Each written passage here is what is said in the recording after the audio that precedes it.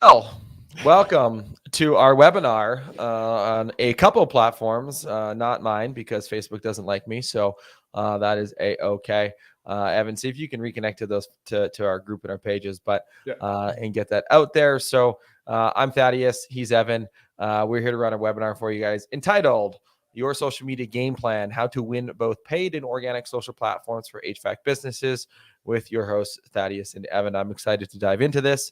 A little bit different of a time from when we did it before. So yeah, it's good to be here on a Thursday morning. I know that you're having a cerveza, but I've decided not to have a cerveza. So, Well, it but was funny. I was in a chat with someone early this week, and we were just messaging back and forth. He's like, "Oh yeah, you guys do the podcast where you just get drunk and talk with people, right?" I was like, "Yeah, that's us." So, I mean, it's kind of hard for us to do a webinar or put out any content without at least having a beverage. So, right it's there you go. it's So 1:15 here in the afternoon, so it's yeah, it's not as bad.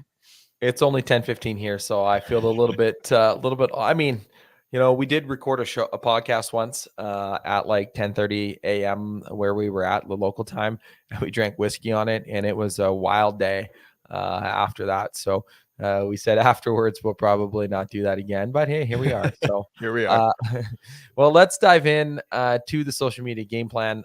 I kind of find it ironic that we're talking about social media and the social media platforms that we're streaming this on are completely fucked, at least on my account anyways. So gotta love the deals with Facebook and stuff just not working. So anyways, without further ado, let's dive into how to win both paid and organic social platforms for HVAC businesses.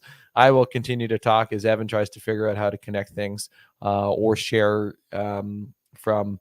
Actually, I can share from your profile to my profile. Yeah, I'm gonna do that for you. And Keep oh, sharing. okay. You can share that to my profile, or do I have to approve that? I think I have to approve that. So, um, either way, we are going to get rolling into it. So let's dive in. What we're going to cover today. So we are going to go over. It's all in the strategy, talking a little about the strategy and how to implement the right thing for you and your business. Talk a little bit about the organic social media plays. Have a few ninja hacks sprinkled in throughout the webinar for today, and we'll also go over your paid social media platform as well, and kind of talk a little bit about some things there to help you guys out. So, but please, if you're serious about gaining traction with social media, two things: be present during this and turn off distractions. Don't be checking your else Facebook, even though you're watching this live on Facebook or on a replay on YouTube. Be sure to be dedicated into actually watching everything, because we want to make sure that we can give the value as much as we possibly can on here. So if you stay to the end, we have a little promise for you, but you have to stay right to the end in order to be able to get it. And of course, we'll talk a little bit about who we are in a second and why this thing matters to you guys. But we have the ultimate internet marketing checklist for HVAC contractors. I think this doesn't necessarily, this applies to more than just HVAC contractors. So if you're a plumbing business or you're any business that happens to be watching this right now, this will still apply to you. There are a couple nuances where you might have to change some things, but it'll still work. So stay to the end. We'll get you the link for that so you can download that. All right, who are we? Well, I'm Thaddeus. He's Evan. He's quietly working in the background and it's funny because the webinars and how we do this. So obviously we're business partners. We are co-hosts of the podcast called HVAC Success Secrets Revealed.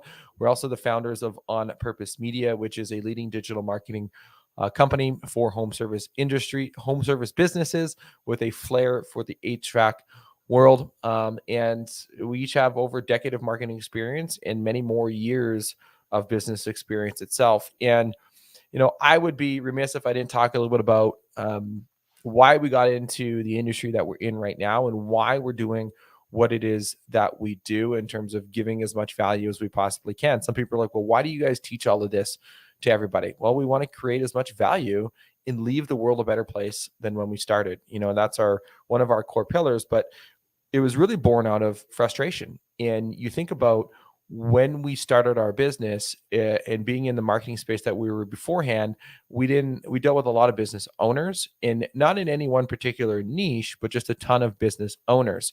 What we found was that a lot of businesses had a frustration with people in their internet marketing. They paid somebody some money, they took off, they never saw them, they never saw a result.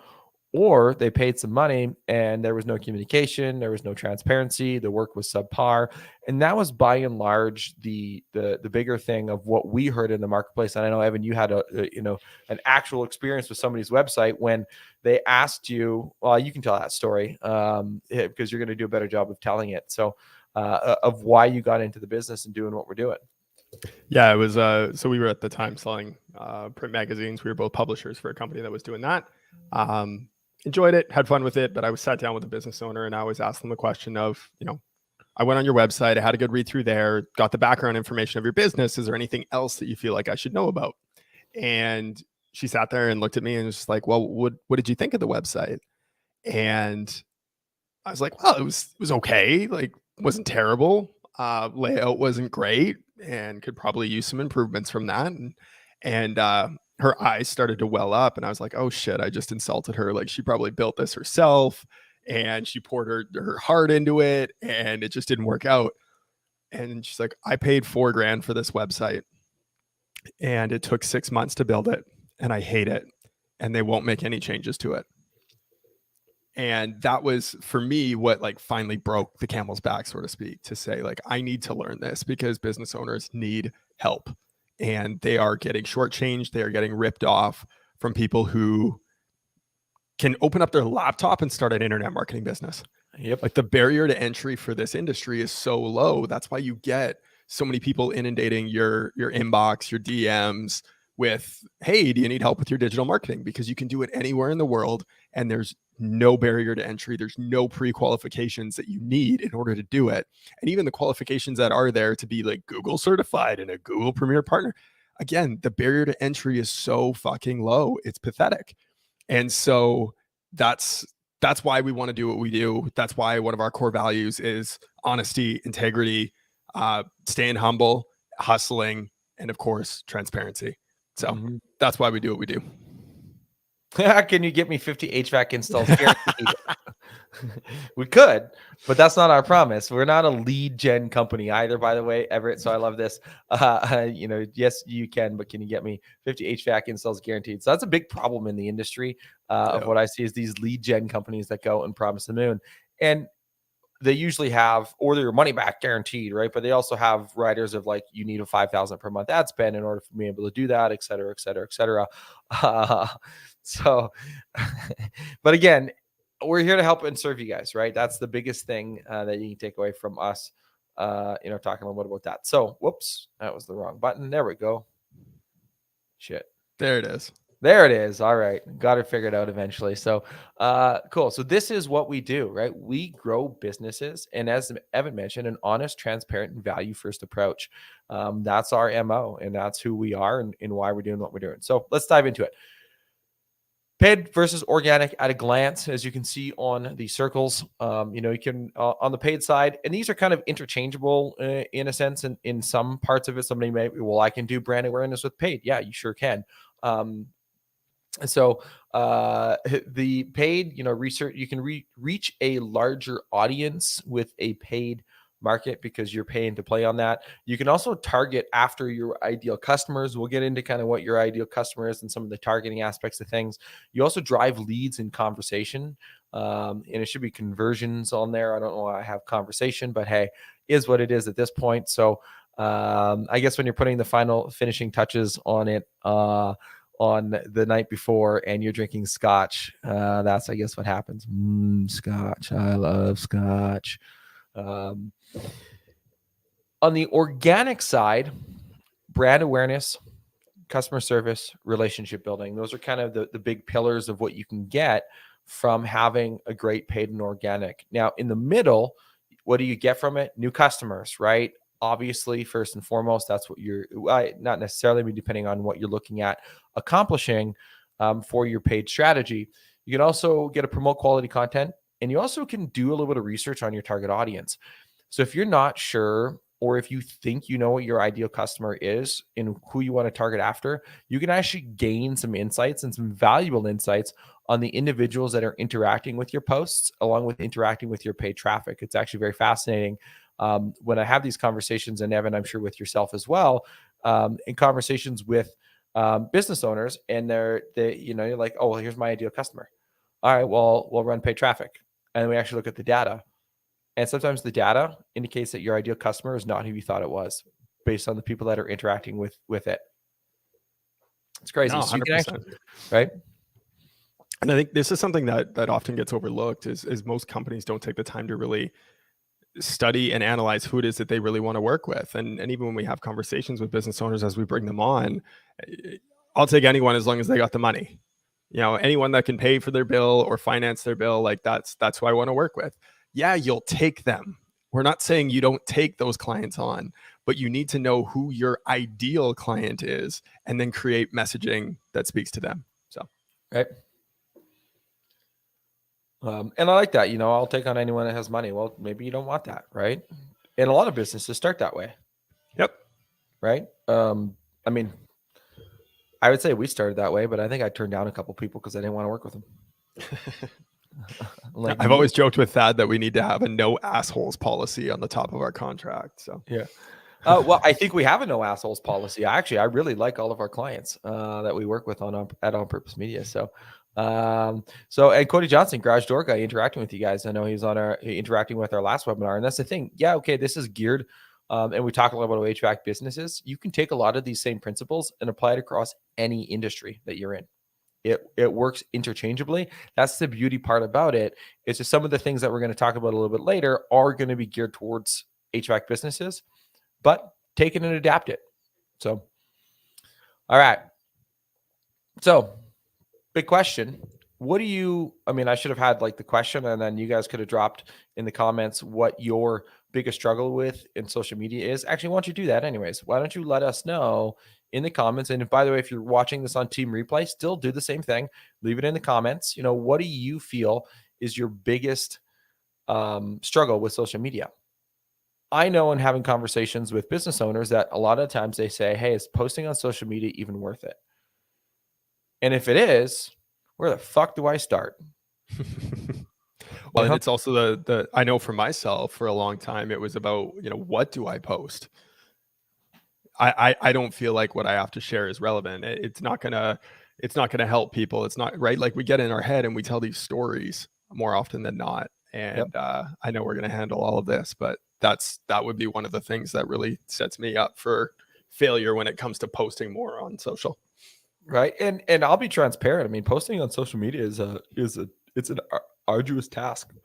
It takes a lot of work. And I know even like using myself as an example, I had all these great ambitions to start 2022 off with all these amazing posts, and I haven't really posted a lot of my own organic. I mean, we have a lot of backlog of content, and that's what's been posting right now because we've been doing it for such a long time, but I haven't created some of the new stuff that I've wanted to this year just as a result of being too busy. So it can get away from a person in a hurry.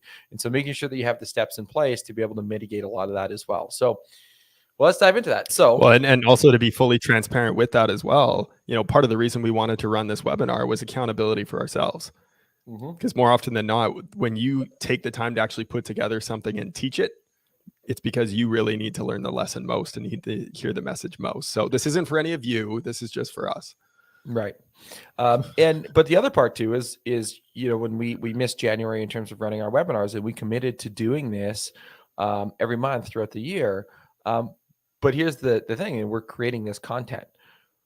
Now, one of the other strategies you can do is we can take this content as a business and we can chop this up. And again, this is for us. I mean, you can do this in some form of fashion for your business too, but we can chop this up and reuse this and repurpose this later, which makes this content piece go even further.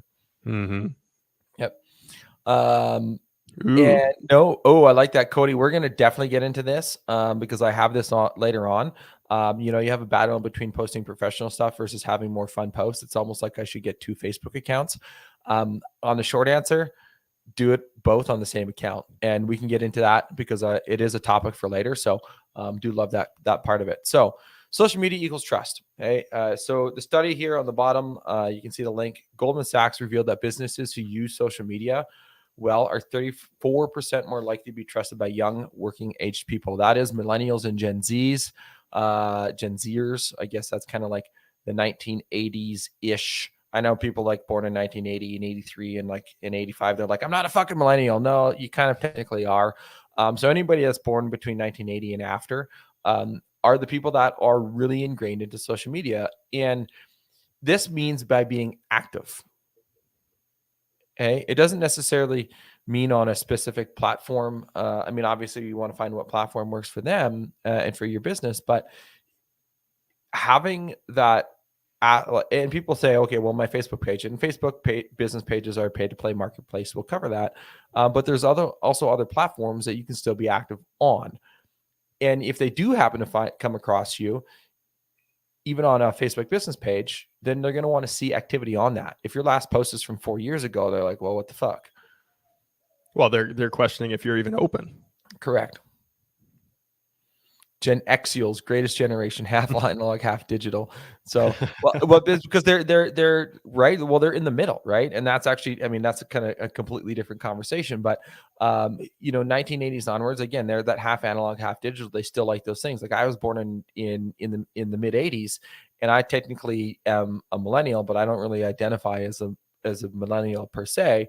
But I'm fully embracing the digital world, right? And I know some of my friends who are older than me, they're fully embracing that digital world as well. So that's where that kind of comes from, is that 1980s onwards from there. I must say, though, that was very millennial of you to choose how you identify yourself, because that seems to be a very millennial thing to do right now. X topic. Glancing over that one. All right. So now you're like, all right, I'm going to do this. I'm going to jump into social media. I'm going to start posting a bunch of shit and get rolling with it. Well, what is your goal, right? That's going to identify your strategy. Okay. We didn't have a computer until I was like 15. Man, I love the comments. I had a computer when I was 9, I want to say, and it was the green screen. I remember playing Where in the World is Carmen Sandiego. And then when we upgraded to like Windows 95 or Windows 98, it was Doom. I played Doom with Our Lady Peace on repeat. Totally irrelevant. Everett would at the same time, it is, right? Like we didn't grow up, right? We didn't grow up with this shit either, right? This is learned, and I don't know why my camera's unfocused here. There we go. This is all learned, right? It's just like your grandparents may have been born without a car in their family, right? Or your great grandparents. So everything is learned. There is no such thing as too old to be on social media or too old to know how it works. Like at this point, if you're not learning it, you're going to become irrelevant. Yep. 100%. So what is your goal from social media? And so actually, I'm going to back up onto that topic. So because you look at, I'd be curious to know the average age of an HVAC business owner, but you think about this. I mean, there's young guys in the trade. There's middle age, and then there's even older individuals. The sooner you embrace and understand, no matter what demographic you fall into, no matter what age you are, that your ideal customers, the people that are going to be buying, that have homes, they're the individuals that are younger, right? They may not own a home yet, but if you can start marketing to them now and hang out where they hang out online, you have a leg up when they come to that part of when they're ready to purchase. You look at Gary Vee and what he talks about. He said, he's like, you might as well get onto every single platform because you don't know if it's going to take off or it's not going to take off. And he even says, well, most of the people that he markets to and does all those things from are people that aren't necessarily his ideal customer, but they will be. So keep that thought in mind. They will be. So making sure you capitalize on that. So what's your goal? Are you trying to increase your brand awareness? Are you trying to build your brand audience? Are you trying to increase engagement? And it's not like an engagement ring. This was just my design ideas from Microsoft PowerPoint. And I didn't feel like changing it because I thought it was funny. Are you trying to increase sales for your business? Are you trying to increase traffic to your website? And these are all viable options. And I'm sure there's more different categories that you can build this into. But at its core, those are the 5 things that you're going to be looking to do for social media. And you have to get crystal clear on what you're going to embark on. Now, you can also combo a couple of these together, by the way. It doesn't have to be one or the other. I mean, it could be all 5, really. I mean, that's going to take a pretty bold strategy and a lot of dollars in order to be able to do that. But are you trying to increase your brand awareness online and then parlay that into sales?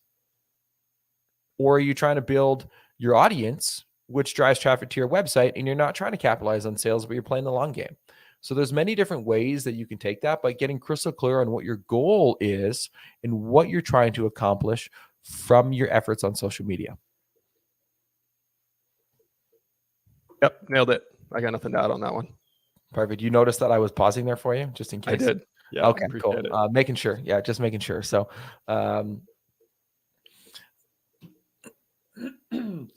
so social media. So by the way, this comment here came in from YouTube. Trying to find skilled help is the biggest challenge right now. I would agree with you. However, what are you doing to try to recruit help? Are you actively using your social media platforms and social media channels to let people know that you're hiring, putting that out there in your posts, paid content, etc.? You can leverage the channels, especially if you can get, look, people growing up, the trades aren't sexy. We need to flip that script. And the more that you can do that with some of your social media aspects, the more people that you're going to be able to get into your business. Just wanted to touch on that really quickly, because you can use social media as a recruitment tool as well. And there's some great guys that are doing some phenomenal work with that as well. So in terms of, okay, you've got your goal, right? You figured that out. You know what you want. Now you got to put out your strategy. And this is where you can get really into the weeds on. But at the basic, these are the 6 questions that you really need to ask yourself. And there's going to be a bunch of offshoot questions as well. Like, for example, who are you trying to reach? Okay? That's your ideal customer. And we've had a lot of different webinars, a lot of different topics on that. I think actually it was our goal planning part 1 webinar that we did. We talked in depth about your ideal customer avatar and making sure that you understand that individual and understanding their pain points. You know, are they male? Are they female? How old are they? Where do they live? What's their income status? What do they do for work? How many vehicles do they have? What type of shows do they watch? That's the sort of level that you're going to want to get into in terms of building out your ideal customer avatar and making sure you're crystal clear on that. That, by the way, can change too. You know, I think of, Stacey Four and what they're doing at Call Triple Play. You know, she asked a question the other day about an ad that they wanted to run or a video. And they're like, well, I don't know if I really want to do it. It's kind of a little risque. I'm hoping that they're going to do it because that's going to attract their ideal customer avatar, because they're clear on that. They're going to attract people that they're going to want. And so when you know that, when you know the types of people you're going to want to work with, now you can start to market to those people, right? From there, once you have, and these are, kind of in order, they should almost have arrows towards it. What platform do they hang out on? You're going to want to find that particular platform. It could be just Facebook. It could be Instagram. It could be TikTok. It could be YouTube. I mean, it could be all of those, but more likely it's going to be 1 or 2 of the major platforms that they're going to hang out on, and focusing in on that particular platform and getting good at it before you move on to those other platforms. We'll talk a little bit about that, but finding that out.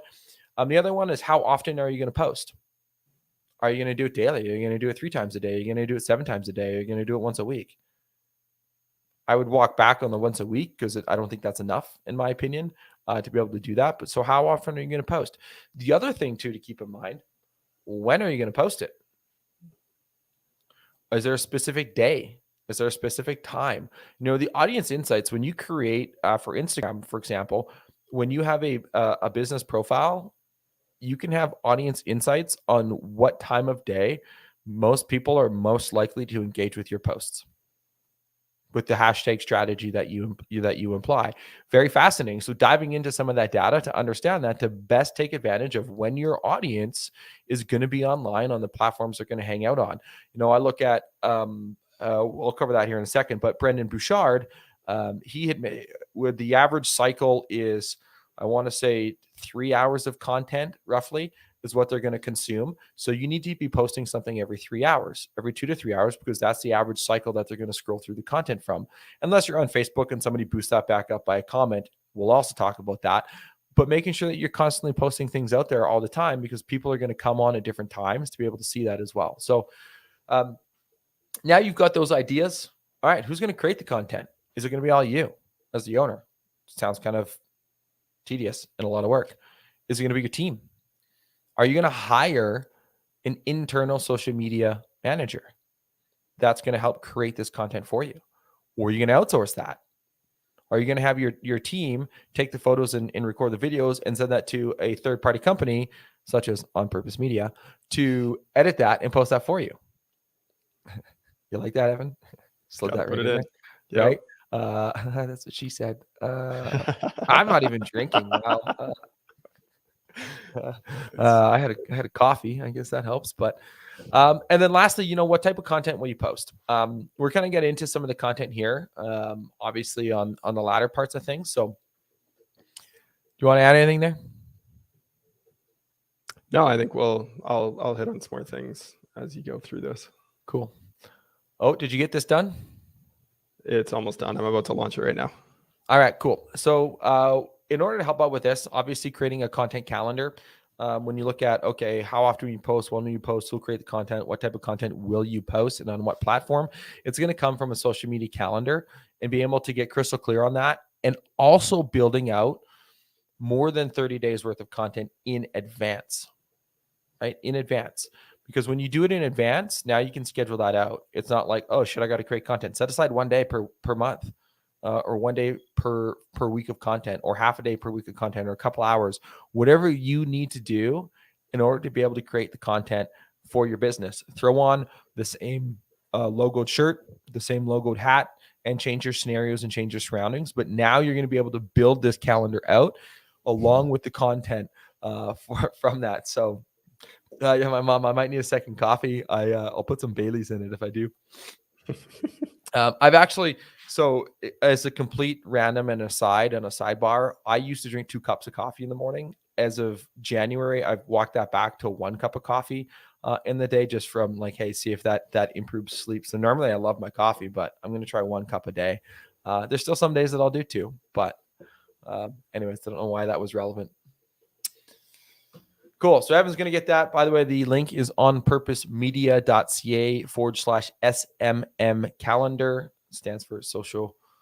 I should have just said SM, but I went social media management, I guess, on that. But SMM calendar, onpurposemedia.ca/SMM calendar. He'll have that up and ready shortly. So now you got that. All right. Where are you going to post? Well, you have to, again, know your audience. Right? Don't try to post to too many platforms too soon. People will be like, well, I want to be on TikTok. I want to be on YouTube. I'm going to do Instagram. I'm going to do Facebook. I'm going to do Snapchat. I'm going to do all these places. You're going to overwhelm yourself and you're going to burn out really quickly. But if you focus on 1 or 2 platforms and where your ideal customer hangs out, then that's cool. Post on those. And it's okay not to post a particular platform if your ideal customer does not hang out there. Once you've got your strategy in place and it's a well-oiled machine for the platforms that your customers hang out on, then branch out into those other platforms and start to figure those out and do more work on that.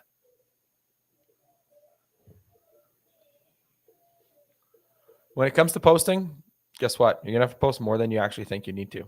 People are like, oh, once a week, twice a week. No, like once or twice a day. Through the noise, right? To cut through the noise, you need to post a lot. Well, and this is something that I think people forget about, is that when you're posting content to social media, you're not competing with just your market, right? If you're doing AdWords, let's say, who's your competition? The guy down the street, the guy across town, right? People are searching for air conditioning repair near me. That's it. So you're competing against your competitors. When you're competing on social media, you're competing against the stupid shit that the president says. You're competing with the school shooting that happens. You're competing with COVID. You're like, all of these world events become your competition to try and grab people's attention. And so posting once or twice a week, that's why it doesn't work. That's why it doesn't cut it, because you got to cut through all the shit and show up over and over and over and over and over again, and in so many different places, because people hang out in different places. The other thing that I think, and you can stop me if you want to talk about this later too, but the idea that you can post the same thing in every platform, you need to be contextual to the platform that you're posting to. Do you want me to continue with this thought? Go for it. Go Sweet. roll it. Here's the example. Who you were Sunday morning rolling into church is different than who you were Saturday night rolling into the club. How you show up, place for that background music, by the way. How you show up on Facebook is different than how you show up on Twitter, which is different than how you show up on LinkedIn, which is different than how you show up on TikTok. All of these different platforms have contextual content that needs to be specific to that user. Does that make sense? 100% makes sense to me. If this makes sense to you, let us know in the comments too. Drop a 1 if it's making sense. And so you need to, you can take the same message and just slight tweaks along the way in how you present it to people. That's what's going to make all the difference. And so that's one of the things, we can walk through the social media marketing calendar too, which you can download off the site. It's live now, so you can get it off of there if you want. It's just an Excel spreadsheet, so it's easy to use right off of Google Drive. So we can walk you through how to do that too if you want. But that is the main idea, is you can take these big piece concepts like a blog post, like a YouTube video, and then how do you split that out and put it into different places and make it contextual to the platform and contextual to the users. Love that. Well, then you look at LinkedIn, like I'll go back to Gary Vee as an example. Mm-hmm. Who he is on Instagram is fuck this, fuck that, fuck, right? You look at him on LinkedIn, doesn't swear. Not once. All of his content is his swearing is removed because it's a different platform to a different audience. Yep. Okay. So keep that in mind too, right? He's as a live example. So, all right. Cool. All this is great, but what do I post? Okay. What do you post? Well, let's get into it. There's a few different things that you can do, right? We'll kind of elaborate on each of these ones. So document, add value, be human, do video, team buy-in. So document, don't create. I think this is probably where a lot of people get lost and get confused, is that they want to create all this amazing content. What if you just document shit that's happening? You're going to create the content. So document. So if your team goes in, and this kind of ties into the last one, team buy-in. If your techs are going out to a job and they see something absolutely wild and crazy, well, just document that, right? You don't need to create anything around that. They can show up, they can grab their phone, they can do a video and say, hey, we're at, this customer's house. We stumbled upon this AC unit that is rusting and falling apart. Take a look for yourself. They flip it around and they're showing the video of this, this unit that is not in good shape, or a dead rat inside of it. Like, I don't know, all these things that you're going to see, these crazy things on it. You see it all the time, right? You see the posts and like dead, like snake skins in there, like all these things that you can post. And then after you do another video saying, great, replace this unit. Now here's a brand new unit that we have. Take a look at this, the before and after sort of a thing. So now you've just documented doing an install. Yep. Document those things. Document your day. Talk about things that are happening. Document things that are happening in your office. If you're building out a new location, document the whole process. Yes. Right. Jump on video for a minute or two and talk about what's happening in your day around that. And that's where I think a lot of people lose that part of things, is they want to create. Well, it's easy. I mean, creating, by the way, is one thing, and you need to create content, but you also need to document things to be able to be human. Well, and especially as you're trying to figure it out and just getting started, it's the easiest thing in the world to be able to just turn the camera on and just talk about what it is that's in front of you, versus trying to come up with a concept and figure it out. And, oh, should I say it like this or should I say it like that? Like, fuck it. Just turn the camera on, talk about what you're looking at in front of you. How often do you sit across from a customer and tell them why there is so much more value going with you versus going with the chuck in a truck that's discounting their product severely, and how there's not going to be a warranty, how there's not going to be a guarantee. You're going to call them in a year when shit goes wrong and they're going to be gone. Mm-hmm. And then you show up at a house and this exact scenario played out. They bought a unit last year. It's already faulty. It wasn't installed correctly. And now they have to replace the whole unit. Easiest thing in the world is just turn that camera on and say, I tell my customers this every single day. Look at what I just saw. That's all you got to do. 15 seconds is like the perfect video range right now in terms of time frame, because it's long enough that you can get a little bit of a message out there and short enough that you can actually hold on to someone's attention span, which is apparently less than a goldfish today. They're not wrong.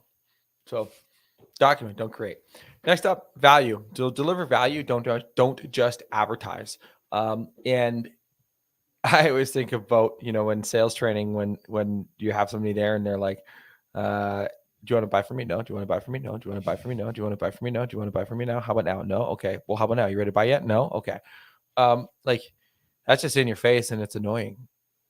So don't do that when you post. Don't always ask people to buy from you. You're going to have to ask. You're going to have to put those sort of posts out there because you're going to want people to eventually get something from you, right? That's why you're part of what you're doing. But you also want to deliver the value behind that. How to change your furnace filter. Good one, right? 7 reasons why you should change your furnace filter. How to automatically adjust your shitty Nest thermostat. You like that one? I actually have a Nest thermostat. It came with the house. It's fine. It's great. But I know most people don't like working on it. They prefer the EcoBees. But those sorts of things, right? Like you think about all those value videos, right?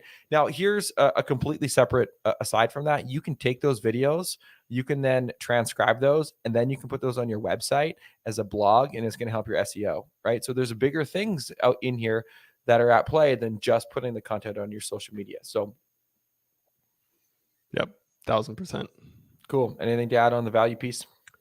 I mean, it's advertising is like selling.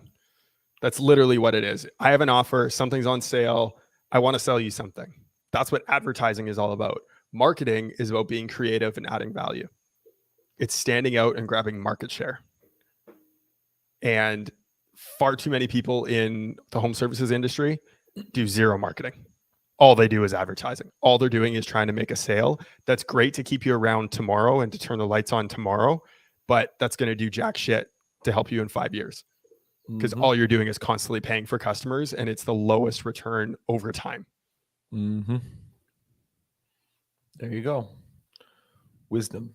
#wisdom from Evan. Be human. So Cody, this kind of goes back to your, posting between professional stuff and having more fun posts, right? You want to be human, show off your human side. Evan made that reference earlier to who you are on Sunday and who you are on Saturday night are 2 different people, in a sense. But I mean, maybe not go to like the nth degree and like, you doing a selfie in the club, dancing away or whatever, right? And then, showing a church video the next day. I mean, those are kind of 2 polar extremes, but there's nothing wrong with saying, hey, I'm about to head out for a night on the town with the boys or, the girls or what have you. And then also talking about some family time or God time or whatever your personal time is, and talking about those things. And then also talking about business too. Yeah. Because when you can be human, now you're relatable. Yes. And when you're relatable, you're not just a business selling to somebody. Yep.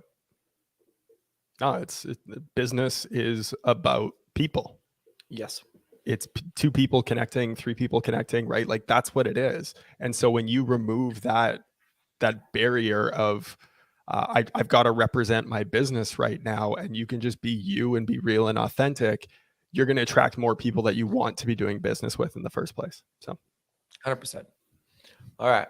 Video, and then more video. I know people are like, well, why so much video? Well, TikTok, right?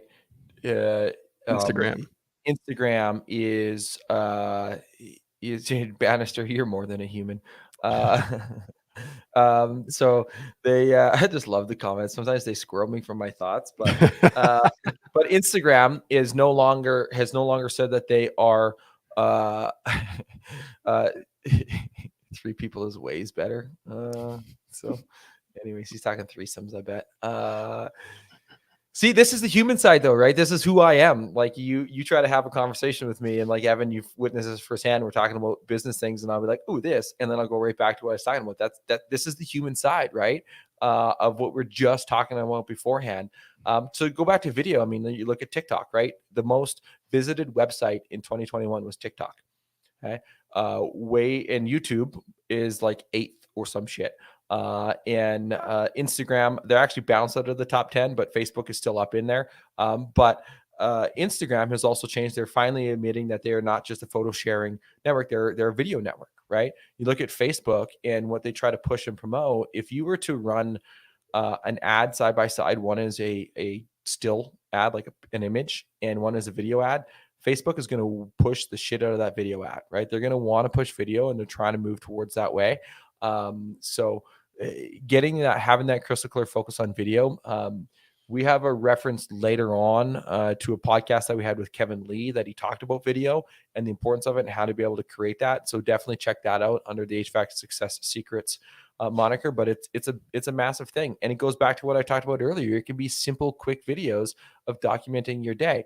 Mix in with some pictures into that, and you've got a killer strategy. Definitely. We had a comment earlier that I just referenced and actually wanted to pull up because I think this is really relevant right now with what we're seeing in the trades. Trying to find skilled help is the biggest challenge right now, and it absolutely is. So curious for you, Bud, like what would you say about how social media can help with sharing your brand and then attracting more talent? Oh, is that a question for me? Yep. Okay. You said the word bud, so I wasn't quite sure. Yeah, you're my bud. Okay. I'll take it. Well, it's almost like a culture thing. Okay. Mm-hmm. And culture is perhaps one of the most talked about and often underutilized tool when it comes to recruiting people into a business. If you can convey your culture on social media through video and fun things that you do, like how like you have a team barbecue, shoot some videos when you're there, do some lives, do some stories, put that shit on YouTube after it's edited, and just a fun cultural thing that you did on there. Maybe get some of your team members to do a TikTok dance or whatever the kids are doing on TikTok these days. Those sorts of things. Do some TikTok challenges with your organization and show that it's a fun place to work. Yep. And when you can show that it's a fun place to work and you are adapting with the times and adapting your culture to meet the younger generation's needs, you're going to be able to attract more people into your business. I know that people have a tough time recruiting in the trades, and there's other people that say they have so many resumes they don't know where to even start. Right? It's the ones that have so many resumes that they don't even know where to start have utilized social media to convey their culture to people. Yep, 100%. And that's like a great example right now that I've been following a lot recently is Grasshopper, Heating and Air up in New York with Amanda Triolo. It's not just her. That's the beautiful part too, is it's her and her team. They're all involved in sharing the amazing things that they're doing as a team. Whether it was having Jason Walker come out and do training and the amazing team building exercises that they did with him, or their team nights that they do once a month where they take their team out and they go do something fun together. They just celebrated their first anniversary. So congratulations on that, Amanda and team. But I love watching those videos, and if I were in the area, I would be curious about what it would be like to work with them. Yep. So that's the kind of thing that social media can allow you to do is to not just be looking constantly for more sales and more market share, but also better people. Yep. Hundo P. There, I changed it from 100%. And the last one, team buy-in. We've already talked about that, right? Have your team buy-in, take photos, shoot videos, expand that out to more than just the network that you guys have. When you can get that total team buy-in, that's when you're going to have a lot of success with your social media part of things, because it's not going to be just your business page reaching out to those audiences. It's going to be your personal page. It's going to be their personal pages. Their friends are going to see how much fun they're having working at an organization that they're posting about it on social media and how awesome it is. And they're going to be, as Evan said, naturally gravitated towards coming to want to check it out. Yep. Well, and are you utilizing your team to post on their own channels so that they can have an impact on your business, whether that be through recruiting or sales or just market share, by sharing those on their personal pages? Hey, this is Jimmy. I work for so-and-so Heating and Air, and I just completed this new install. Tell me what you think. And they just put that on their own personal page, right? I think that would add a lot of value to the business as well. 100%. And I'm going to jump ahead in the slides, and then I'm going to come back because I'm going to talk about this ninja hack right now, because I think it's an important piece, because we're talking about it right now. Convert your personal profile into a megaphone for your business. Mm-hmm. Why wouldn't you leverage your personal profile? And I get people are going to come back and say, well, no, I'm a private person. No, like legit, because like when we started this and we started going public with everything that we're doing, I had this exact same conundrum. I'm like, no, I'm a private person. I don't want to do that. I don't want to open it up. I don't want to be on camera. I don't want to post. Like I posted like once a month on Facebook, and it was always posts that were like designed to get people to like and comment, just because it was fun to do that. But I never posted a lot, and I never really opened up about a lot of things that were happening in there. So what you do, you can still be a private person. Just post selective things that you want to post about. Mm-hmm. Yeah, I'm going to go back and reference Gary Vee, because Gary Vee has done a masterful job at this. He is an insanely private person. You don't hear him like all the stuff, and I haven't followed him in a while, so maybe he might do this. I kind of unsubscribed from him for a bit, but he never see anything about his kids. I mean, he talks about his family, but He talks about anything. He talks about never them. see them. You never see them. So if you're like, well, I don't want my family, I'm like, well, no, don't talk about them, or don't show them. Talk about them, but never show them. Right? I know with my wife, I mean, we have these odd photos that we show up, but she doesn't necessarily want to be out there all the time as much as myself. Same with her kid. We'll talk about them. We'll still show them. I mean, who doesn't love baby photos, right? So you can still be a private person if you hack your personal profile. And this is where you can also show your human side a little bit too, and people can get to know you. But I think of Jason Julian and what he's done on his personal profile within his area and the brand that he's been able to create as a result of that, because he's hacked that, right? The other part of that too is when you do that and your team also has this, because again, you create this cultural thing, you can get engaged in local community groups as well. They can get engaged with local community groups. They can respond back. I know my wife is involved in a local mama's Facebook group. And she, if her or somebody else asks a question, you're going to get a bunch of referrals in that group from people that are an advocate for your brand. And if your team is also part of that advocate of the brand, now you can get even more people referencing and linking your business. And then making sure that if you personally are in those groups, responding back to every comment as well is a super huge and important piece there. But it allows you to leverage the platform. And this is more like a Facebook community group sort of a thing. It's a ninja hack that allows you to be able to maximize your reach on that platform itself. Well, and I guess let's talk to that as well. So why is it that you would rather be sharing business information on a personal page than a business page? Because Facebook posts on a business page aren't seen by anyone. Unless you pay to play. Then they're going to get shared out. On average, 5%. I mean, they used to say up to 15% for video on a business page, but like 5% of people that follow a business page. So if you have 1,000 people that follow your business page, 5% of those people are going to actually see your business post. I mean, I don't think in scrolling through Facebook that I ever have seen an individual business page post unless it's sponsored. And thinking about that, I mean, maybe my Facebook's a bad example because it's fucked, because I have all these groups that I'm a part of too, and see all those in the thread. But Facebook themselves have made a big push on personal profiles and groups.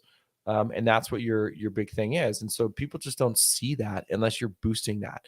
Where on your personal profile, now you can get 3, 4, 5,000 people that could potentially be friends with you because you're involved in that market. You have you have a bigger reach and a bigger audience. Plus, you can get involved in those local groups as an individual way more than you can as a business, because people are going to see the business posting in those local groups and they're like, nope. But if you're a person posting in those local groups, they'll be like, all right. No, definitely. The perception is huge. That makes a big difference. And then ultimately it's the reach. Like, you want to be seen, you want to be visible. The worst thing that can happen for your business is to become irrelevant. I would rather have someone put up their hand and say they're interested in having a conversation and then put it down and say, actually, I'm not, than to have them not know who you are in the first place. Yep, 100%. Okay, so now we talked a little bit about, where and how. Here's a way to optimize your value posts. Okay, I've kind of already talked a little bit about this. I'm not going to spend a lot of time on this because we chatted about the filter thing on there, but the headlines are often the most important part. And sometimes the pictures too. I mean, there's different ways, but you need to have that attention grab. You need to have that hook that's going to stop somebody in whatever platform they're on to see that. How to 7 ways to, they're great starters. Tips for, 3 tips for the fall season, 3 tips for summer, right? So those are ways that people are going to optimize in terms of the value posts that you're going to be able to put out there. With that, another thing in terms of a value post that you can do, and this is another ninja hack, actually, I can thank Josh Crouch for this one, is to post and talk about weather events. I mean, this is specific obviously to HVAC businesses, but what's happening down in Texas right now. They're getting snow and they're freezing rain, and roads and schools are shut down. Well, and we heard about this a couple of days ago from some of our clients, and one of our friends that lives down there. Well, if you can post a little bit about some of the upcoming weather events in advance, saying it's going to be cold as fuck in Dallas, it's going to there's going to be snow. Here's how you can make sure your furnace is working in advance so you're not going to be left frozen. Great post, because now there's a value to that for something that's coming in a couple days. So also being on top of it. And so this is in addition to the content calendar that you create to make sure that you're relevant to what's happening in the current time. Totally. Well, and you can even point to last year as a great example of that too, and what happened down in Texas, right? And utilize last year as a reminder for why they should prepare this year. You could talk about whole home generators at that point as well, right? Like, there's so many different things that you could spin that into content for around this topic of shitty weather's coming, get prepared, right? Whether that's too hot outside, too cold outside, etc. Right? There's so many different things that you could talk about around that. Oh, exactly.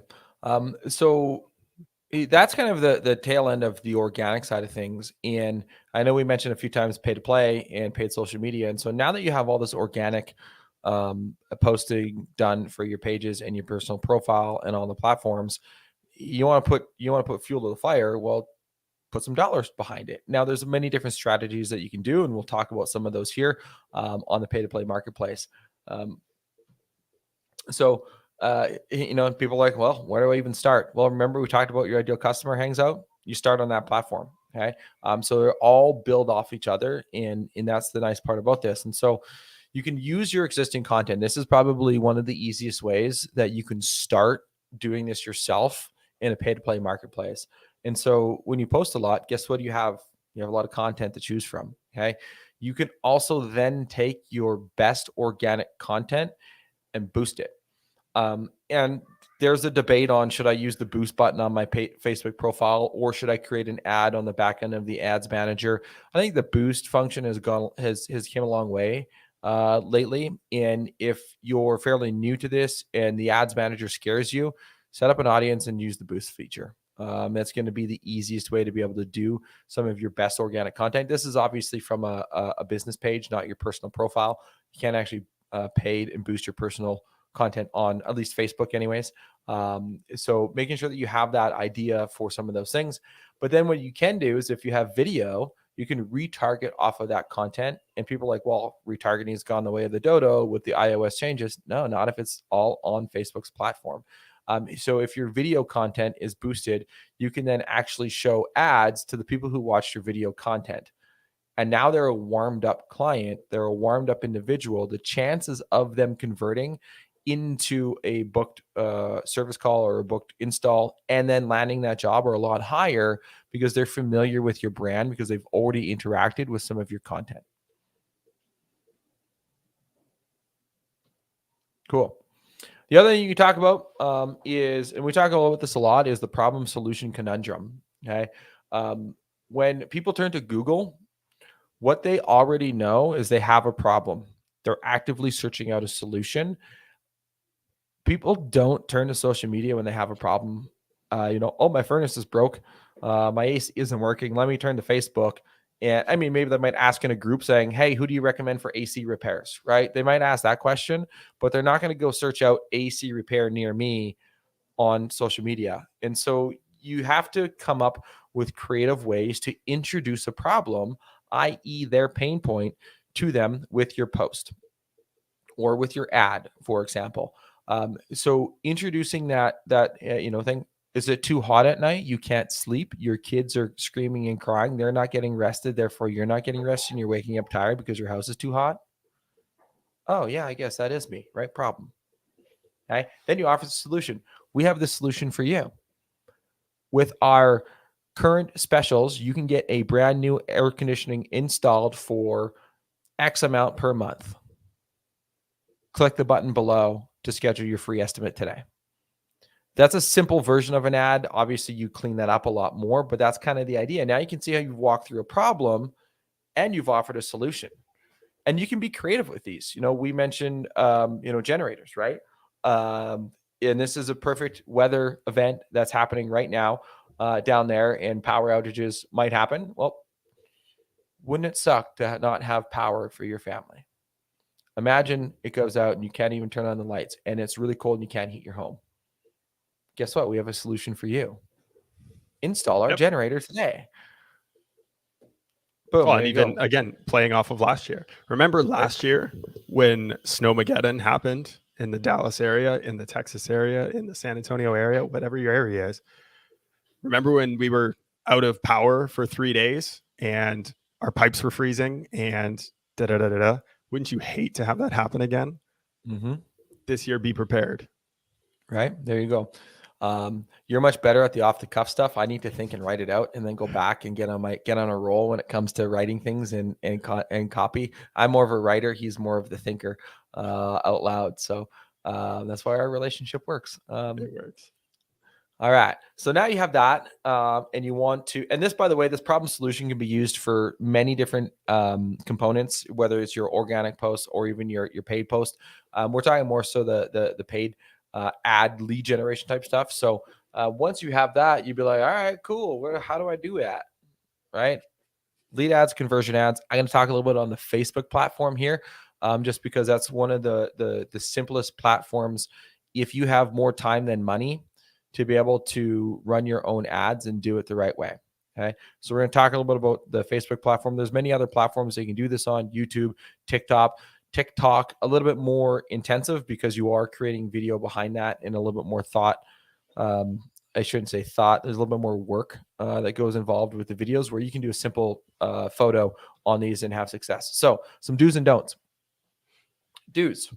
When you are creating an ad, people you want to have, and this kind of goes over, it links to the don't with the campaign budget optimization. By the way, if you're like, this makes no sense to me, we were going to jump on live and walk through what these are on the Facebook Ads Manager.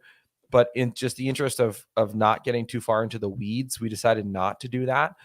So if you want me to record a video on this and send this over to you, just drop that in the comments, shoot me on Messenger, shoot a message to me on Messenger, or Evan on Messenger, or sorry, I was on the wrong screen when I was trying to scroll up. You can also text us here at 719-824-1377 and say, hey, I want that video for the walkthrough of a Facebook, setting up a Facebook ad campaign. So 719-824-1377. We'll get that over to you from there. So some do's: campaign budget optimization. That Facebook is so smart that they already know what ads are going to perform the best based off the numbers of what they see, and also the numbers that they put that for. So if you have multiple images running, which you should, by the way, on your ad, they're going to put the budget to the ads that are going to perform the best. That's what that means. So you're not smarter than the Facebook algorithm, sadly. So you might as well use their algorithm to your advantage. Same thing with automatic placements, right? Automatic placements are a huge thing. You know, I fought automatic placements for a little while when we first started running ads, especially for one of our clients. And like, you know what? I'm just going to do it. I'm going to try automatic placements, and then I'm going to look at the data after to see what's the best performing placement. I would have never thought that advertising in the Facebook marketplace for this particular client would have been the biggest success. Would have never thought. I actually turned it off when I first started creating these ads. I'm like, well, no, why would I want to advertise in the Facebook marketplace? It was actually the best performing area for this client. Not every client is going to, you know, in the Facebook marketplace, but if you have those automatic placements, Facebook is going to put it to the best place and the best opportunity for you to get a lead out of it. Yep. Or a sale out of it. And I think this comes back to, you know, the old idea of the 80-20 rule, right? The Pareto principle. 80% of your results are going to come from 20% of your efforts. Well, I really think that when it comes to your marketing budget and how you're splitting it up, like 80% of your budget should go to the things that are, you know, are going to generate the biggest results. The other 20% you need to start playing with, and you need to start testing different things, and you'll be surprised, like we were, with what could come of it. When you start playing in these other platforms, when you start playing in these other areas, even within the platform you are using, you would be pleasantly surprised with the results that come of it. And more often than not, it's cheaper than in other places because there's less competition on there. Yep, exactly that. But again, you have that budget to play with, right? Set that up so you know it's, and you factor in, okay, well, how much am I willing to spend each month on testing these things and maybe not get anything out of it, get a zero return. But if it works, man, that's going to be amazing because you can dump more money into it and make that money back. And I would probably say if you blend that over as a whole, you're going to make money versus losing money on it, as long as you do that smart and do it the right way. Well, and when you look at what you're advertising as well, right? Like make sure that you're advertising your highest ticket offers so that even when you're testing such a small amount, one sale out of it is going to pay for the 4 that generated nothing, right? Correct. The other one is open demographic targeting. This is, again, Facebook will know. I mean, it's a little bit different with the iOS 14 changes and such in terms of some of the demographic targeting that they get. They still got a pretty good idea, so it's not quite as effective as it used to be, but you still leave it open. And this, again, now you can, if you leave open targeting, you can then go back in and look at the data, and they break it down by age and sex. And also location. So you can, and platform that they're looking on, and device. And so you can look at all these different things after you've had the open demographic targeting to be able to get down into the finer details of things on who your actual ideal customer is from there. The other one is geo-targeting. So you can target specific locations down to within a mile or two, depending on your area. Obviously, if you're targeting a mile radius or 2 mile radius, you're not going to have a big audience to choose from, but you can definitely do detailed targeting aspects of things in specific neighborhoods. So a couple don'ts. Don't post only one image on your ads. Okay. Do multiple, 4, 5, 6 images on an ad. And people are like, well, what, why? Well, you don't know which ones are going to perform. You know, how do you know what image is going to resonate more with somebody else, right? You don't. So you let the algorithm do some of that heavy lifting for you. I mean, sure, you still have to put some thought into the image. You just don't put something up willy-nilly, but you want to have some thought behind it, but put out a few different images. Actually, one of the things that we're seeing right now is just easy image of like an air conditioner. That's some of the best converting ads, are just we have all these fancy ads that we also design to it, and some of those work better in certain situations, and sometimes it's just literally a photo of an air conditioner with a logo on the top right hand corner or left hand corner or whatever corner are some of the better converting ones. It's the ad copy that also helps that and push that along, and making sure that you have great ad copy. So it's not just about the image. And you think about your Facebook feed, what's going to cause you to stop and look and consume the content? Well, if it looks like an ad, talks like an ad, acts like an ad, it must be an ad. But if it doesn't look like an ad, doesn't talk quite like an ad, but it doesn't act like an ad. Well, it must be a post. So I'm going to stop and I'm going to read it. Oh, this is an ad. Cool. I'm interested. Boom. Click the learn more button, right? So those are some things to think on. Don't test too many things at once. And this is moreover like A/B testing. So people are like, well, I'm going to test a completely different ad copy with, again, and an image against another different ad copy and another different image. No, you keep the images the same, change the headline of the ad copy, or keep the ad copy the same and test the different images. So you want to make sure that you're testing things strategically so you know what's going to win and what's not going to win with small things, not just wide ranging things. This is different than what Evan mentioned about testing on different strategies or ideas or placements and such. That's a little bit different. I'm talking more so just the actual ad themselves when you're launching it. And don't forget about tracking events. I know that iOS 14 has kind of changed some of that, but you still want to do that because there are still users who do not use an iPhone, and you want to make sure that you have your Facebook Pixel installed and optimized, as well as the conversion API installed and optimized as well on that. Anything there? Yeah, the one thing I was going to add to it was don't let your ego get in the way of what the market is trying to tell you is going to work. And this comes back to what Dad was saying around choosing an image and testing an image and testing in different areas and things like that. If you let your ego get in the way of what the market is trying to tell you is going to work, you will lose in business. The market is the market is the market. They will dictate your decisions if you allow them to, and they will point you in the direction of what is working. That's what A/B testing allows you to do, right? And like Dad said, you test one thing at a time against each other. So yes, we're going to test in different areas. While we're testing in different areas, we're going to run 2 almost identical ads side by side in that area. The only difference is going to be the headline. A or B, which one performed better? Okay, B did. Great. Now we're going to test long form versus short form. Which one tests better there? Oh, now we've got this headline with long form. Worked better. Great. Which image worked better? Great. And now you've got an ad that's working. And then you test it all over again. Yeah, it's a never-ending process of trial and error. But by doing things this way, it allows you to fully optimize your ads and know what it is that's going to perform the best. Right. And it does take time to, like, if you're brand new to it and there's no data that you have to pull from, it does take time. Yep. You look at, and I know for a fact that there's different markets have different wants and needs in terms of the way that the ad looks and performs. Some markets are short form images that are just that of an AC. There's other markets that are long form with graphic images that perform better. It's weird that there's just even like market nuances within the States in North America that makes that big of a difference, but it does.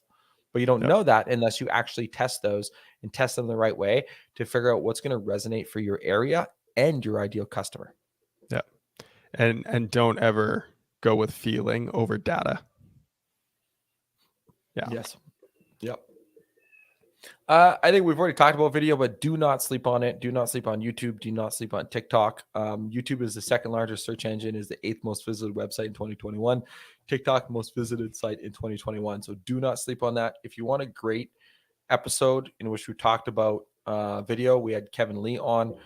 You can see that link there, youtube.com.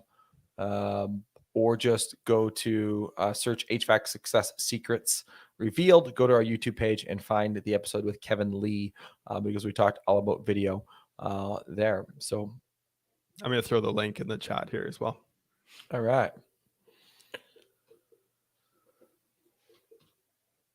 Oh, well, before we wrap up, any final thoughts?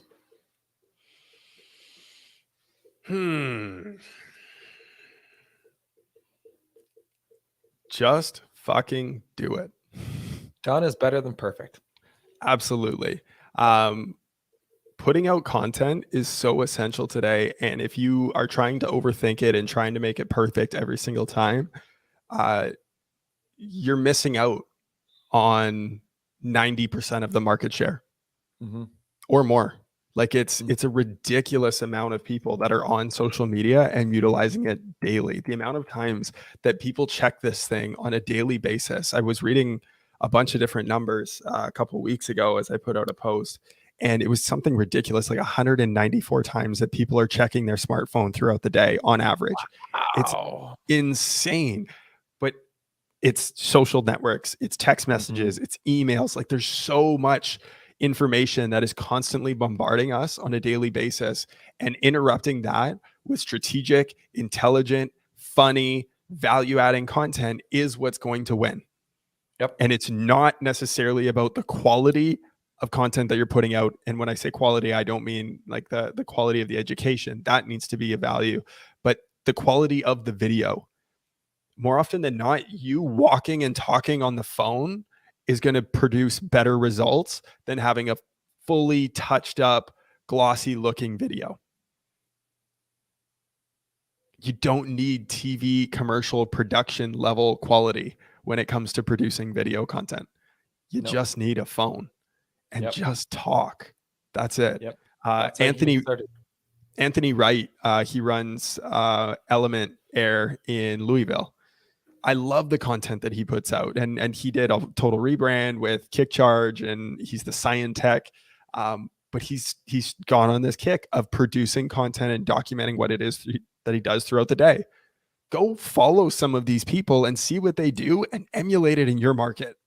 There's nothing wrong with that. Steal from the best and steal from the best with pride. Yep. The thing with the video and like your phone, I mean, 95% of your video can do that. There's that 5% where you want to have that polished look. And I think this is when you get to that point of, okay, now I want to add more in. I want to do bigger things. I want to tell a bigger brand story. I want to get it polished and edited. That is still is a time and a place for that. But by and large, the daily content that you should be doing should be just done on your phone. Yeah. And this is exactly what this question came in here from YouTube. Silver Bright, what would you say is the next step for a small business? One truck that is insanely busy, more work than I can keep up with. Help really seems hard to come by. Okay. This is exactly it. This is exactly what I would do is I would put out that content on the daily everywhere possible. Video content would be the easiest. It's the easiest time saver because you could buy one of those little sticky attachments, put it in your truck so that your phone sits on the dashboard right in front of you, press record, talk about what happened. If you really want to get fancy, buy a lavalier mic that connects to it so that people can hear you better, because what is it, like 60% of the content that's consumed on YouTube is not actually watched on video, it's listened to on audio. So if your audio sounds crisp, people are going to love it even more. So that's a real easy fix to spend $20 on a lavalier mic and connect it to your phone while you're driving. It's net time, no extra time. You're going to be driving anyways from job to job. So talk about what you just saw. If you're insanely busy, that's exactly what you need to do. If every video that you shoot 3 times a day, 4 times a day is you in the truck driving from job to job, other techs are going to see that and be like, oh, wow, they're really busy. You don't even have to talk about how busy you are because you're showing people how busy you are. And that again comes back to, well, what is the culture that you're trying to create? What is the value you're trying to create? What are the stories that you're telling about the relationships you're building with customers? If you can do all of that on social through recording video, it will have a massive impact on your bottom line. It will have a massive impact, and not like tomorrow, 5 years from now, you're going to look back and say, holy shit. Okay. That's the goal, is to put your head down, go to work, keep doing what you're doing, but not only thinking about what it is that I got to get done today, but who is it that I want to become tomorrow? And what is it, the business that I want to grow into? And, And to add on to that, the help part, and well, how do you get more help, help you grow your business? Well, you're going to be putting that content out. You're going to be building the following. Now you say, hey, by the way, I'm hiring. You've already got the network. You've already got people that are watching and consuming your content. Now you have a better ability to attract new clients or new hires, right? The other thing that you could do is you take that same strategy in terms of the ads part of things. You can actually run job hiring ads directly on Facebook as well. with a lot of specific targeting on that. And you're going to spend some money to do that in order to be able to recruit. But it also goes back to your recruiting strategies and how do you bring people in the door. And you have to pay to have that happen. So.